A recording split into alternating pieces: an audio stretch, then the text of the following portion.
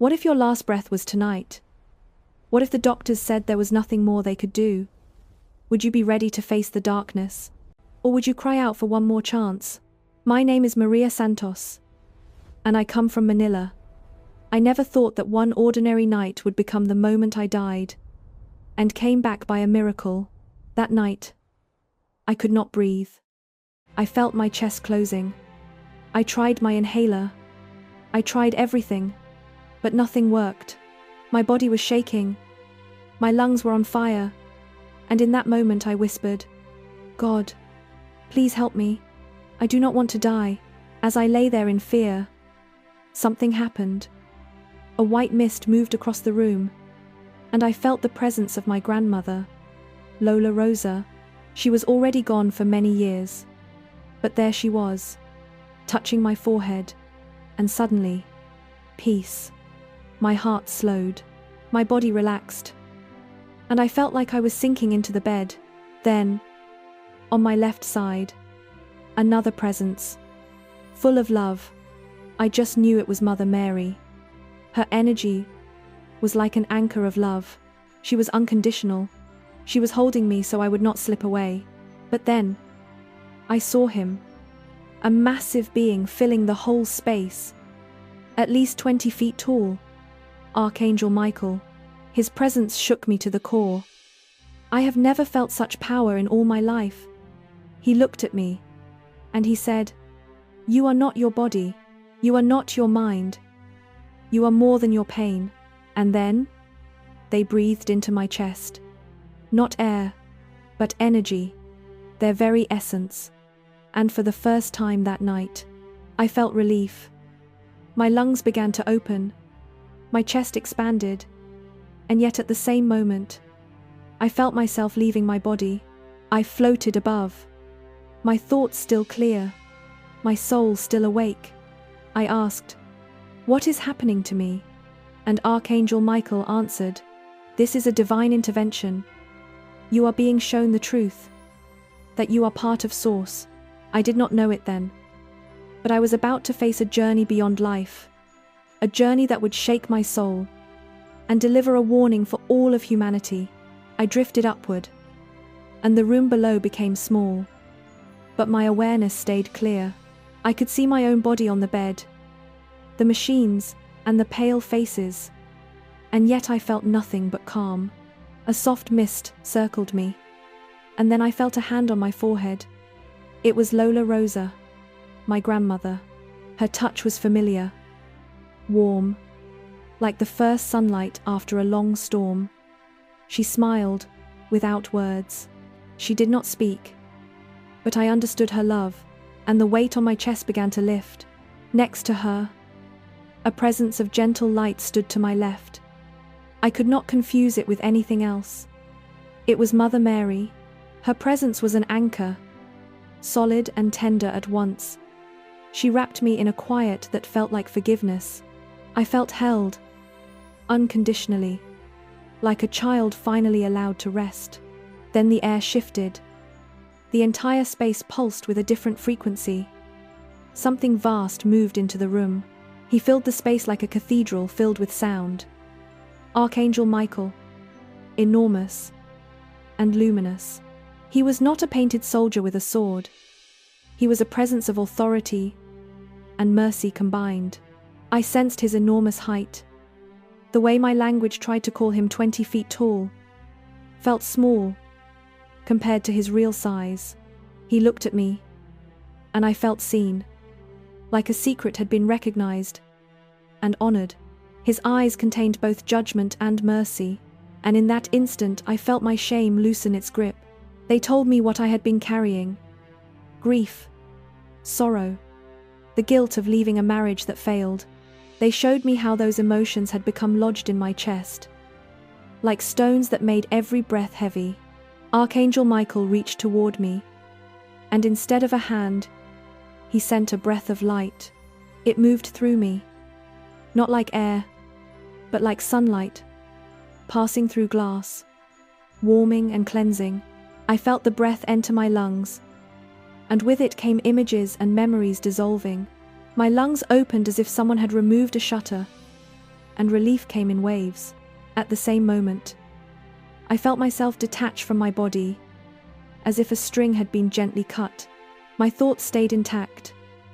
Every memory and fear remained as sharp as ever. And yet, I felt lighter than the room itself.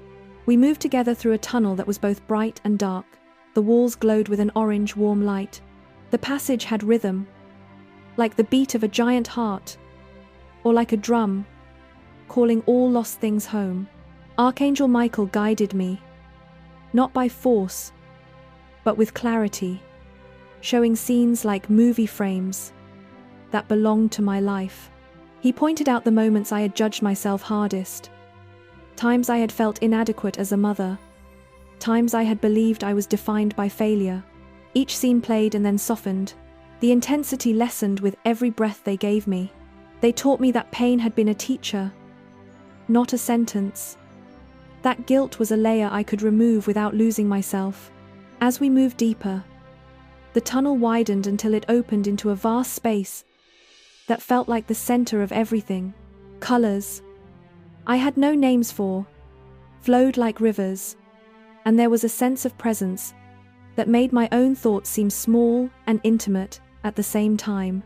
There, an energy waited that was not human and not distant either. It felt like home in a way my childhood home never had. They told me this was Source, the unified field of love and consciousness that holds all things together. The idea of God as a lonely judge disappeared in that place. Instead, I felt a consciousness that is woven through every living thing. I sensed all the people I had loved, and the strangers I had passed on the street. They were not separate. They were threads in a single tapestry. In that embrace, I understood without words that I am not simply a body with a name. I am part of that larger being. The knowledge arrived as certainty, not as a belief to be argued, but as a memory unfolding. It was like remembering who you were before you learned to doubt yourself. And the remembering healed something immediate and ancient inside me. While I floated in that union, Archangel Michael continued to show me images of the world outside the tunnel. He let me see how pain and fear multiply when people turn their hurt into separation and judgment. He showed the faces of children in slums, the elderly left alone, communities breaking under greed and corruption. The images were not meant to paralyze me with guilt. They were given as a call to wakefulness, a plea for compassion to return to human hearts. Mother Mary stayed close, offering a steadying tenderness that felt like a promise. Lola Rosa hummed a song I remembered from my childhood. The sound anchored me further into the truth of belonging. And in those moments I learned that love, even when quiet, carries power enough to remake a life. Then, a voice like a bell and like a lullaby spoke to me, not with words at first, but with meaning that entered my chest. I knew then that I was being prepared to take this understanding back with me, to carry it like light into a world that sorely needed it. As I moved deeper into that radiant space, the light grew brighter, and then it formed into a figure I could not mistake. It was Jesus. His presence was not just light but also gravity. He drew me toward him with a love so overwhelming that I wept without tears. Every wound I had carried, every shame, every fear, melted in that gaze. He spoke without moving his lips. His voice went straight into my soul. "Maria," he said, "humanity is forgetting who they are." He showed me the earth, floating in the universe, but covered by clouds of greed, violence, and despair. He said, "People chase wealth, but ignore the hungry. People build towers of pride, but leave children in the streets." I saw wars raging, soldiers firing guns, while mothers held their babies in ruins. I saw leaders filling their pockets while their citizens starved. I saw forests burning, oceans rising, and animals fleeing with nowhere to go. The images pierced me. It was not just vision. It was pain I could feel in my chest. Jesus looked at me, his eyes fierce yet gentle. He said, "If humanity does not return to love, the world will break under the weight of its own choices." I saw storms so strong they swallowed entire towns. I saw disease spreading faster than medicine could stop. I saw division tearing families apart. Neighbors turning into enemies over politics, over power, over nothing that mattered. He warned me that technology, while powerful, could enslave the hearts of people if used without wisdom. Screens glowing late into the night. Families sitting together, but never speaking. Children growing up without hope, believing their value is only in likes and followers.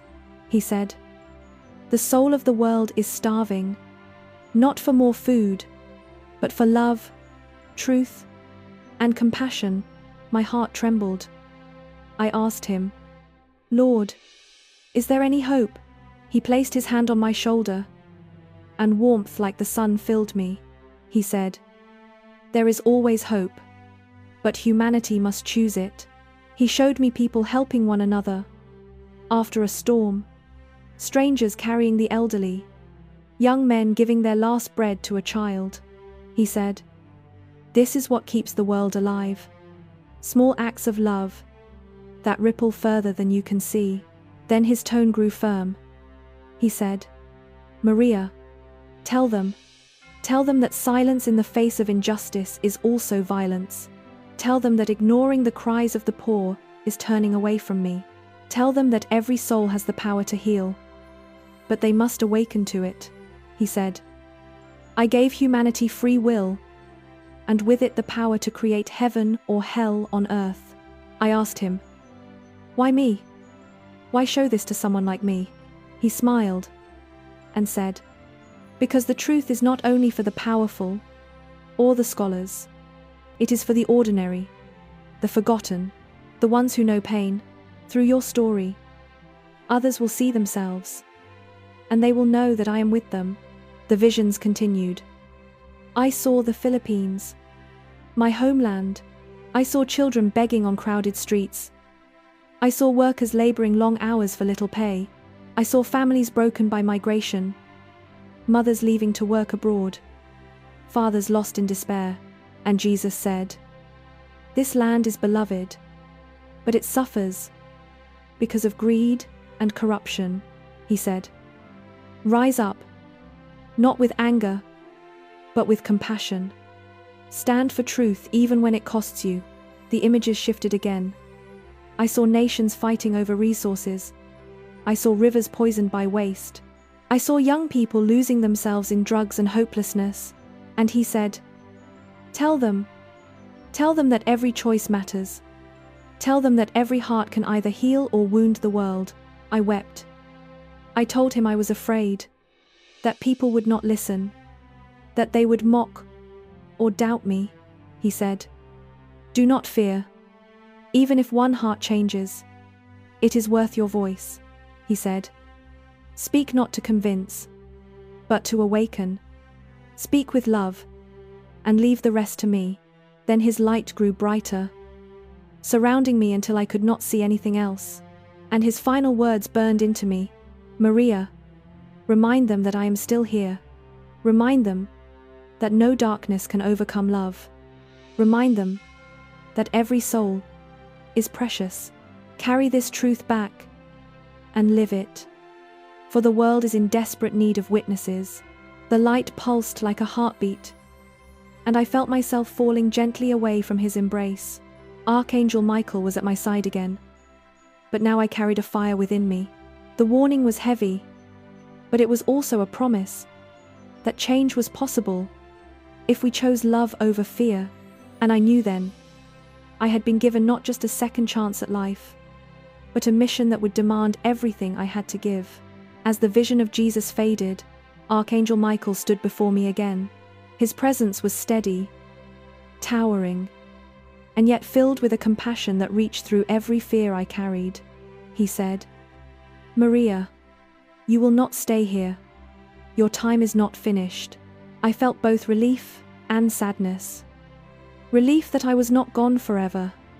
Sadness because I had touched eternity, and I did not want to leave. But he looked at me with clarity and said, "You have been entrusted with a mission. Your life will no longer be only your own." He showed me the faces of people I had never met. Men and women in dark alleys. Children crying in broken homes. Mothers searching for hope, he said. They are waiting for light. And you must carry it. I wanted to ask how. How someone as weak and broken as me could do that. He answered before I spoke. You are not weak. You are not broken. That is the lie of the world. You are a divine being, born with unlimited potential, he said. Teach them. Show them that they are more than their pain. I remembered my struggles. The asthma. The hospital visits. The divorce that tore my family apart. The shame of failing my children. And I realized, these wounds were not disqualifications. They were bridges. Bridges that would let me speak to others who were suffering. Because I had walked the same path, Michael said. Your mission is to speak, to heal, to guide others back to the truth of who they are. Do not be silent. Do not hide your story. Your testimony will pierce the darkness in ways you cannot yet understand. He placed what felt like fire into my chest. But it did not burn. It glowed. I felt strength rise inside me. A strength not of muscle, but of conviction, he said. This flame is the reminder that Source lives in you, and you will never again be truly alone. I wanted to protest, I said. But the world will not listen. I am just one woman from Manila, he replied. Even one voice can move mountains, if it speaks with truth and love. Do not underestimate the ripple of your obedience. Then Mother Mary stepped closer. Her presence calm, her voice like a lullaby. She said, Maria, when you return, live with compassion. Live as if every person you meet is your own child, your own brother, your own sister, she said. The smallest act of love carries the weight of eternity. My grandmother Lola Rosa was there too. She touched my hand, her eyes full of pride. She said, I prayed for you when I was alive. I will keep praying for you now. Her voice cracked with emotion, and for the first time since her death, I felt her presence not as memory, but as reality. I looked at all of them. I felt unworthy, and yet I also felt chosen. I realized that missions are not given to the perfect. They are given to the willing, and in that moment, I said yes. Yes to returning. Yes to carrying the message. Yes to becoming a witness. Michael raised his hand and said, Then carry these truths. You are not your body. You are not your sorrow. You are part of Source. Unlimited. Unbroken. Eternal. Jesus has given you warning. Mary has given you love. And now you must weave both into your life. This is your mission, Maria. To awaken the hearts of those who have forgotten. The light around us pulsed again, and I felt the distance between eternity and the world of flesh grow smaller. The weight of the mission pressed on me, but beneath the weight was also freedom. Freedom to live without fear of death. Freedom to speak, even if mocked. Freedom to love without measure. And so, with trembling hands and a heart set on fire, I whispered my final answer. I will go back. I will tell them. I will live this mission, even if it costs me everything. I remember the moment of union. It was not like a story I had heard. It was more like a knowledge returning. A memory of who I always had been.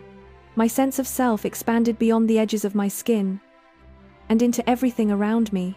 I felt the rhythm of existence, as if I could hear the pulse of every living thing. There was no language needed, but meaning poured into me like warm water. They called it Source, a unity that was both gentle and immense.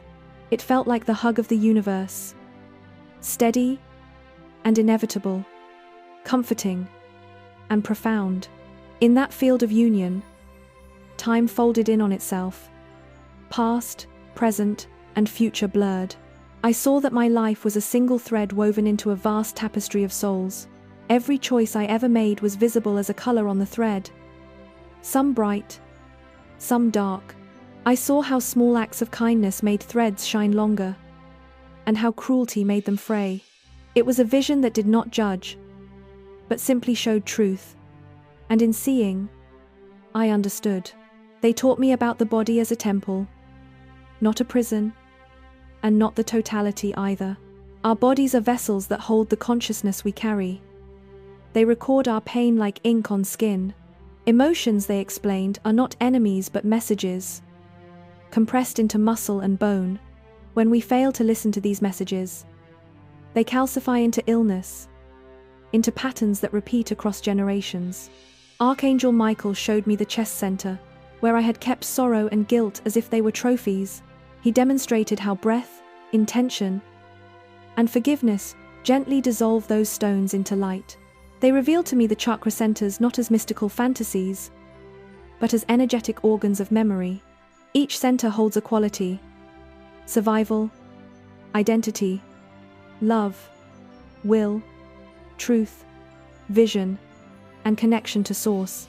When blocked, these centers narrow perception and trap us in old stories that no longer serve us. When opened, they allow the flow of compassion, creativity, and courage to move through our lives. I experienced each center being tuned, like a stringed instrument finding its note. Each tuning brought tears and laughter. The heart center expanded first, and with it came a forgiveness that was not earned but remembered. They taught me about the creation of reality, not as magic, but as habitual attention. Thoughts, they said, are seeds. Repeated often enough, they grow into trees that shape our world. When fear is fed, it grows defenses, walls, and separation. When love is fed, it grows bridges, healing, and belonging. This did not mean blame for the suffering I had faced. Rather, it was an invitation to notice where my attention was going. I saw how my fear of failure had been a seed planted long ago, and how it sprouted into patterns that limited me. In that space, I also understood free will as sacred and dangerous. Sacred because it gives creation to everyone.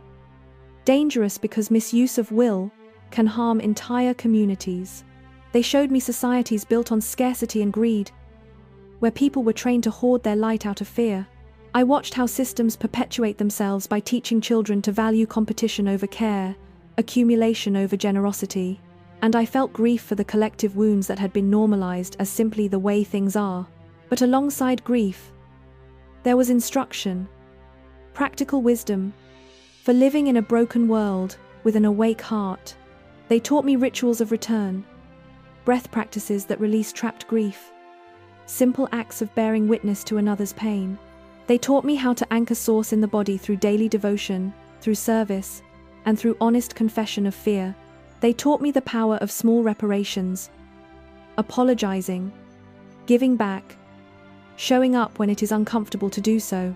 These were not dramatic acts but steady ones, like building a house brick by brick, until shelter becomes possible for many. I was shown that healing is not a line but a spiral. We revisit old wounds with new understanding and different tools. Old stories soften when we hold them with compassion rather than trying to fix them quickly. They encouraged me to make space for slow transformation in myself and in others. Patience, as a spiritual practice. In that vastness, I also saw the role of shame in keeping people small. Shame that whispers you are unworthy, unlovable, unfixable. Shame was shown to me as a shadow that wants to be named and then invited to sit beside you, not rule you. When named, it loses power, and when witnessed, it can transform into humility, and then into courage to change. They gave me concrete practices to embody the truth of source on earth, breathwork at dawn, intentional silence in the middle of the day, offering food to those who sleep hungry. They taught me to anchor gratitude in the body with touch and breath each night. In doing so, the nervous system learns safety again. They showed me prayer not as pleading, but as aligning, a turning of the heart toward what is true and healing. The mystic knowing I experienced was not meant to be exotic. It was meant to be lived in the grocery lines, in hospital waiting rooms, in classrooms, in small homes, in crowded jeepneys. They made clear that holiness is everyday courage. To speak for the voiceless. To feed someone you do not know. To forgive when it costs you dearly. And though the wisdom was vast, they returned me with the instruction to speak plainly, to teach kindly, and to act without waiting for permission. Finally, they showed me that the seed of source, planted in each human, is enough to move mountains. When tended by communities of care, I felt a tenderness at that truth that made me promise silently to spend my life tending those seeds wherever I found them. I felt the shape of my calling settle into my bones, to teach practices that open the heart, to call out injustice, and to help ordinary people remember their sacredness. The vast light began to soften. The colors of eternity started to dim. Archangel Michael turned to me, his expression steady, his tone final. He said, "Maria, it is time. You must return." My heart resisted. I did not want to let go of the warmth, the union, the freedom. I wanted to remain where sorrow had no power, where love was constant.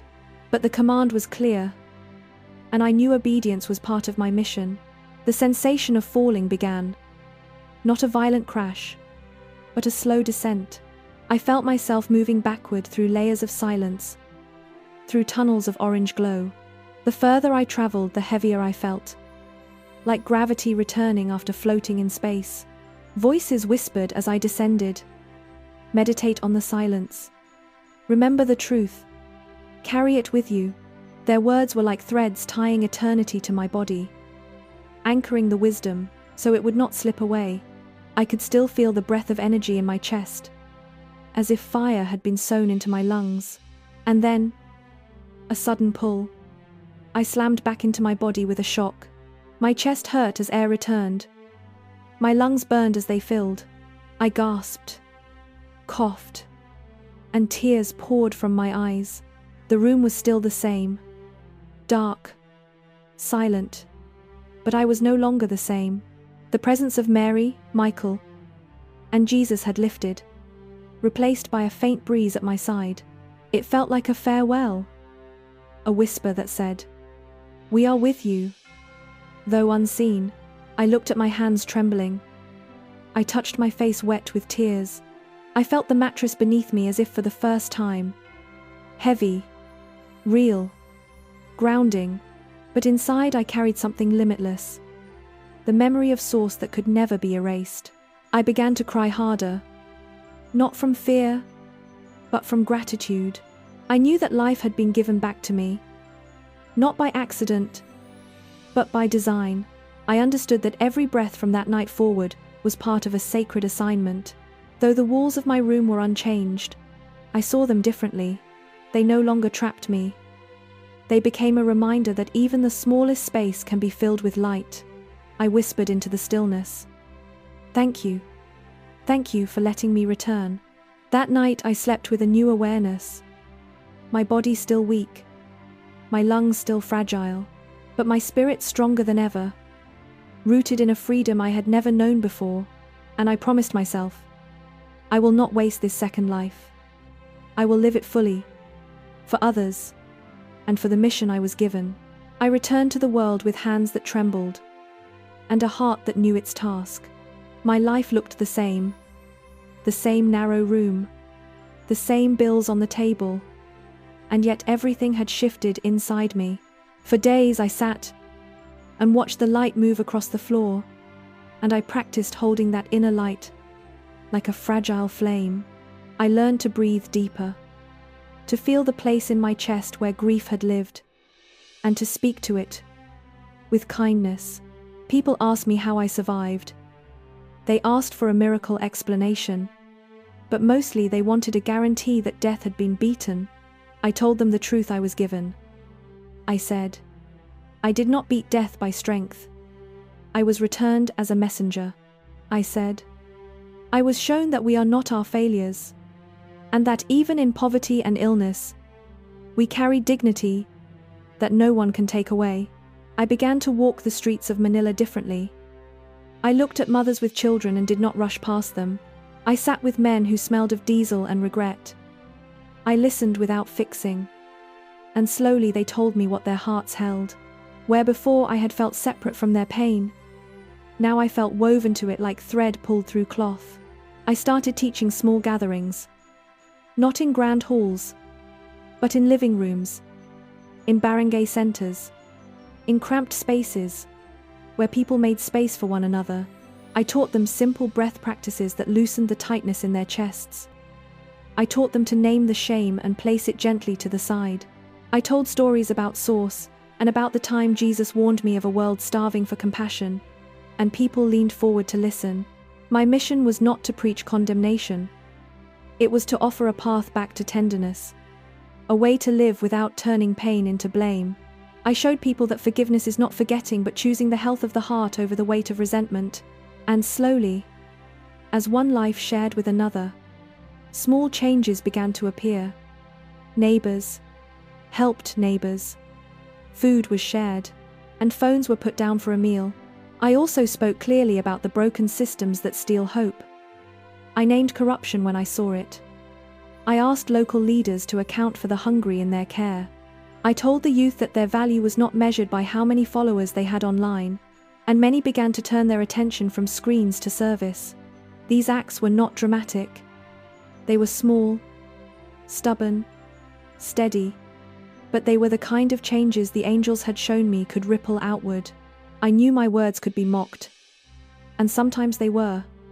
People asked if I had lost my mind. Others said I was dreaming, but I kept remembering Jesus' face, his fierce compassion that had shown me both judgment and mercy. He told me to speak not to convince the cynical, but to awaken the sleeping heart. And so I spoke anyway. To families broken by migration, I said, stay connected in love when you must be apart. Write letters, call often, send pictures that say, I am here. To those trapped by shame, I said, name it aloud, place it on the table, and then share food with someone who needs it more than you do.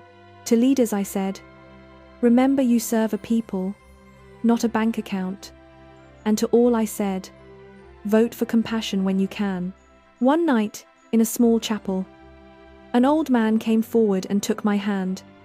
His eyes filled with tears, and he said, your story saved me from doing something I would regret. Another day, a teenager told me she stopped self-harm after practicing the breath I taught her. And a mother hugged me for 3 minutes, as if her arms could stitch something that had been torn. These moments were my reward. Not fame, not money, but the quiet knowledge that a life returned can become a life returned for others. So here is my final message to you. You are not your wounds.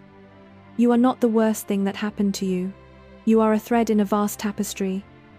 And even your smallest act of kindness rewrites the pattern for generations to come. If you are tired, know this. Rest is allowed, and asking for help is brave. If you are angry at injustice, let that anger move you to just action, not to destroy the dignity of another. If you are lost, listen for the silence that holds truth, and let that silence teach you how to come home to yourself. I ask you now, do not wait until you are facing the edge to remember what matters. Turn toward your neighbor, feed the hungry, speak truth to power, and hold the small things like sacred. If this story touched you, carry it with care, and let it change one choice you will make tomorrow. You have heard my story. You have felt the weight of my breath returning, and the fire placed inside my chest. Now I turn to you. To every heart listening, this is your moment to act. Do not keep this story hidden. Share it. Let it be a reminder that hope is never far. Subscribe now, so together we can spread more voices of truth and light. Leave your comment. Tell us what part touched your soul. Your words may be the seed that awakens another life. Every click, every share, every voice that joins us becomes part of the mission I was given. We cannot heal the world alone, but together, our love becomes louder than corruption, stronger than despair, and brighter than fear. So I ask you, do not just watch and move on. Be part of this journey. Subscribe, comment, share. Stand with us in spreading compassion and courage, because the time is short and the world is waiting for witnesses of love. I am Maria Santos, and I returned from death with a message. Now I invite you to live as if love is your greatest truth, and to walk with us as we change the story of our time.